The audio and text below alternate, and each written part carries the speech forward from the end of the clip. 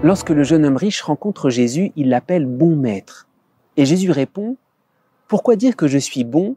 Personne n'est bon, sinon Dieu seul. » Alors c'est évident, Jésus ne refuse pas qu'on dise qu'il est bon. Mais c'est comme s'il disait au jeune homme riche, « Tu sais pas ce que tu dis.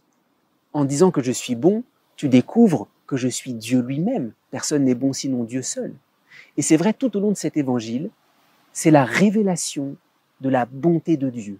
Le jeune homme riche pose la question, que dois-je faire pour avoir la vie éternelle? Et Jésus lui répond, mais d'une certaine manière, il n'y a pas quelque chose d'abord à faire, il y a accueillir, se laisser attirer par la bonté de Dieu, parce que d'abord on rentre au ciel gratuitement en découvrant la bonté de Dieu. Et c'est ça l'épreuve de la pauvreté. L'épreuve de la pauvreté, c'est que cette bonté de Dieu, tu peux ni l'acheter, ni la contenir. En raison de cette bonté de Dieu, tu perds tes marques. C'est pour ça que la bonté, d'une certaine manière, est plus éprouvante que la justice. La justice, on s'y retrouve encore, on compte. La bonté de Dieu, elle est infinie. C'est pour ça qu'au cœur de cet évangile, il y a bien cette révélation de la bonté de Dieu. Révélation parce que cette bonté se dévoile sans aucune limite. Si tu veux entrer dans la vie éternelle, il faut que tu découvres celui qui est bon.